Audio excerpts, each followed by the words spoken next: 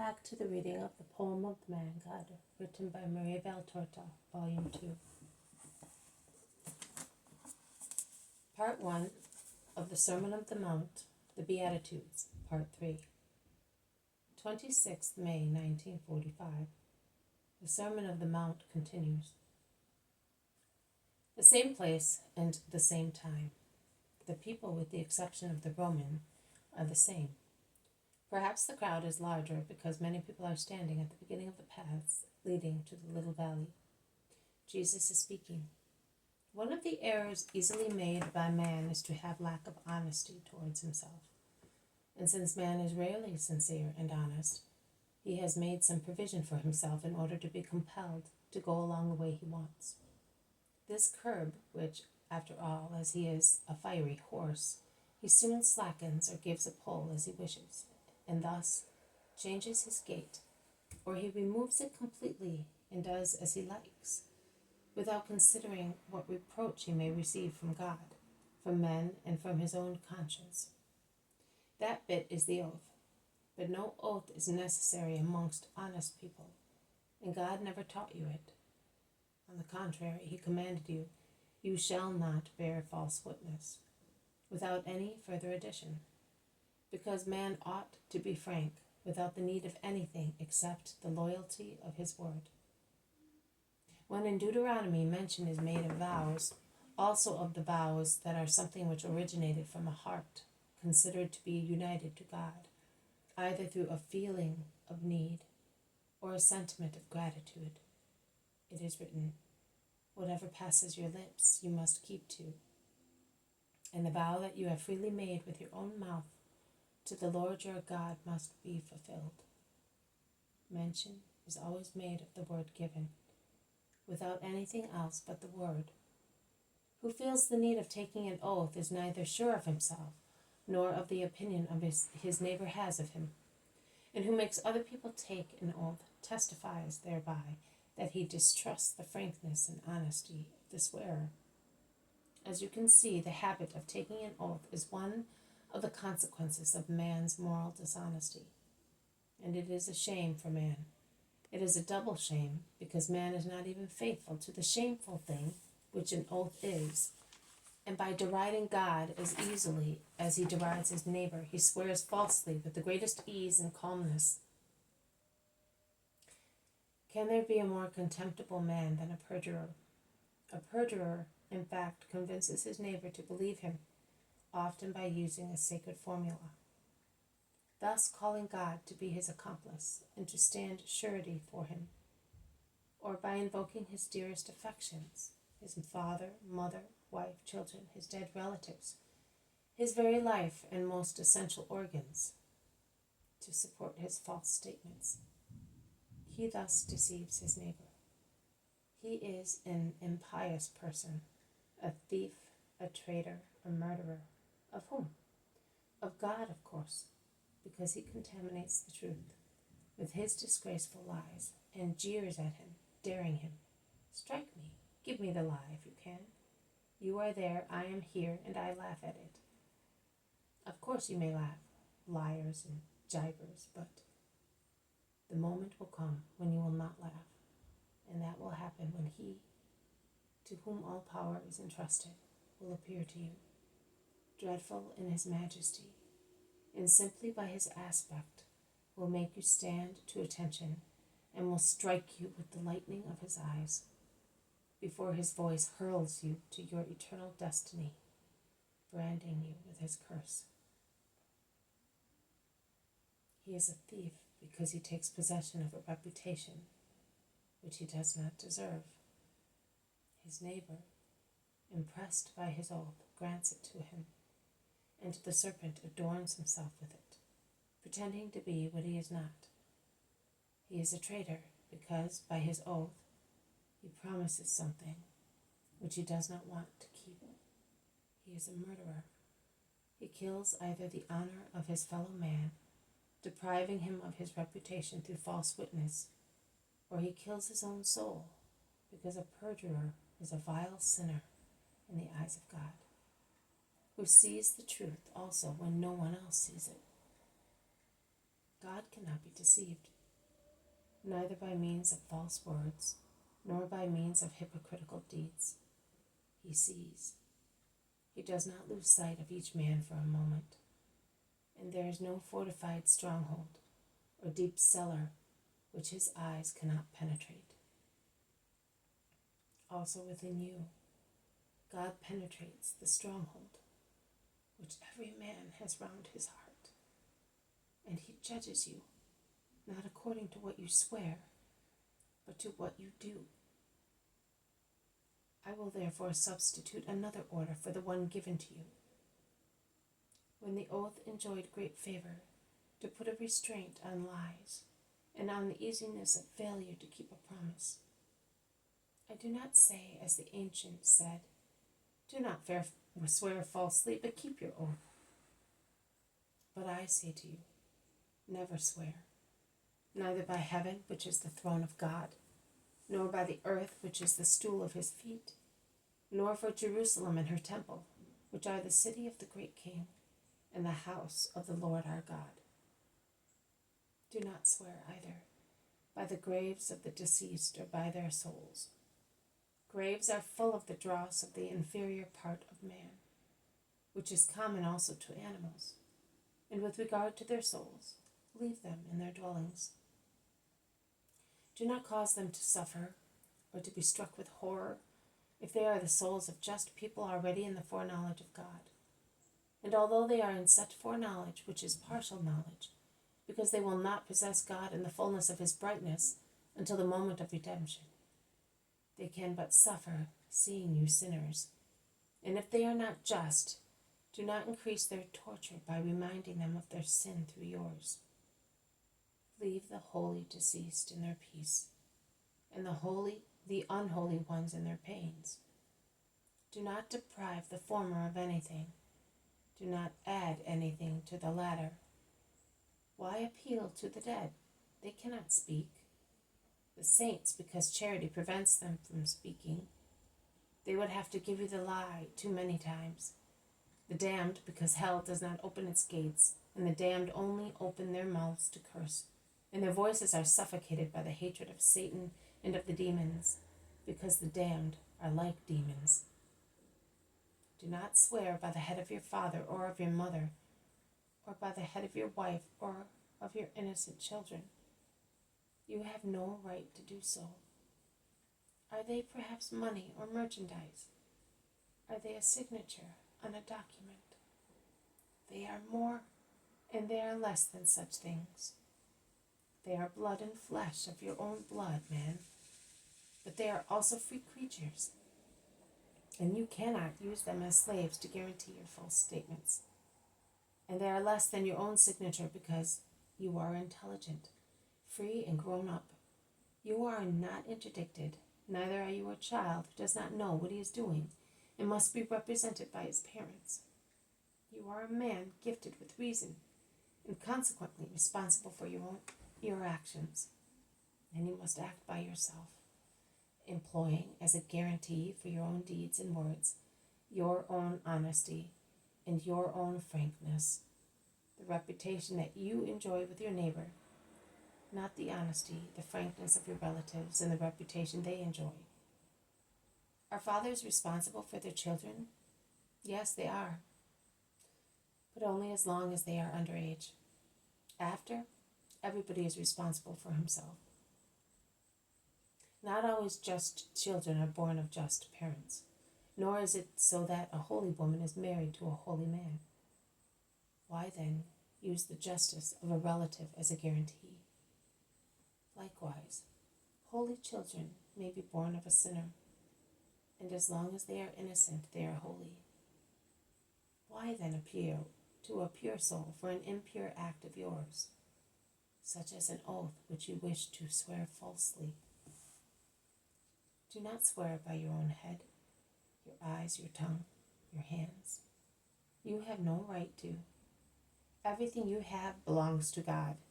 You are only the temporary guardians, the bankers of the moral or material treasures which God granted you. Why then make use of what does not belong to you? Can you add one hair to your head or change its color? And if you cannot do that, Why do you use your sight, your word, the freedom of your limbs to corroborate your oath? Do not challenge God. He could take you at your word and dry up your eyes as he can dry up your orchards, or take your children away from you, or crush your houses to remind you that he is the Lord and you his subjects, and that he who idolizes himself and thinks he is above God, challenging him with his falsehood, is cursed. Let your speech be simply yes, it is. No, it is not. Nothing else. Any addition is suggested by the evil one, who later will laugh at you, because you cannot remember everything, and you will contradict yourself, and you will be jeered and recognized as a liar. Be sincere, my children, both in your words and in your prayers. Do not behave like hypocrites, who, when praying, love to stand in synagogues or in the corners of squares, where they may be seen by people and praised as just and pious men, whereas within their families they are guilty towards God and towards their neighbor. Do you not consider that that is like a form of perjury? Why do you want to maintain as true what is not true, in order to win a reputation which you do not deserve? An hypocritical prayer aims at saying, I am truly a saint. I swear it in the presence of those who see me, and cannot deny they saw me praying. Like a veil laid on existing wickedness, a prayer said for such purposes becomes blasphemy. Let God proclaim you saints, and live in such a way that your whole life may shout on your behalf, here is a servant of God. But you must be silent for your own sake. Do not allow your tongue to be urged by pride and thus become an object of scandal in the angels' eyes. It would be better for you to become mute at once if you do not have the power to control pride and tongue, and you proclaim yourselves just and pleasing to God. Leave that poor glory to proud and false people. Leave that fleeting reward to haughty and deceitful people. A poor reward, but that is what they want, and they will not have any other, because you cannot have more than one, either the true reward, the heavenly one, which is eternal and just, or the sham one, the earthly one, which lasts as long as the life of man and even less, and which is paid for after this life with a truly mortifying punishment, because it is an unjust reward. Listen, how you must pray with your lips and with your work and with your whole selves, urged by your hearts, which do love God and feel he is your Father. But they always remember who the Creator is and what the creature is. And in the presence of God, they are always full of reverential love. Whether you are praying or are busy, whether you are walking or resting, earning or helping. I said urged by your hearts. It is the first and essential feature, because everything comes from your hearts and your minds. Your words, your eyes, your deeds are like your hearts. A just man draws good from his just heart, and the more he draws, the more he finds, because the good done creates more good, like blood that is renewed, circulating in the veins and flows back to the heart, enriched with new elements taken from the oxygen which it had absorbed, or from the food juices which it had assimilated. Whereas a wicked man can draw but fraud and poison from his gloomy heart, full of fraud and poison, which grow more and more because they are corroborated by accumulating sins. While the blessings of God accumulate in a good man, you may be sure that it is the exuberance of the heart that overflows from lips and reveals itself in deeds. Make your hearts humble, pure, loving, trustful, and sincere, and love God with the chaste love of a virgin for her bridegroom. I solemnly tell you that each soul is a virgin married to the eternal lover, to God our Lord. This world is the time of engagement, during which the guardian angel of every man is the spiritual paranymph, and all the hours and contingencies of life are as many maids preparing the nuptial trousseau. The hour of death is the hour for the accomplished wedding, when the introduction, embrace, and union take place, and the soul can raise the veil of the bridal dress and throw itself into the arms of God, and the spouse will not cause scandal by loving so. But for the time being, O soul still victimized in the bonds of the engagement to God, when you wish to speak to the spouse, withdraw to the peace of your abode, above all to the peace of your inner abodes, and angels of flesh, helped by your guardian angels, speak to the King of angels. Speak to your Father in the secrecy of your hearts and of your inner rooms.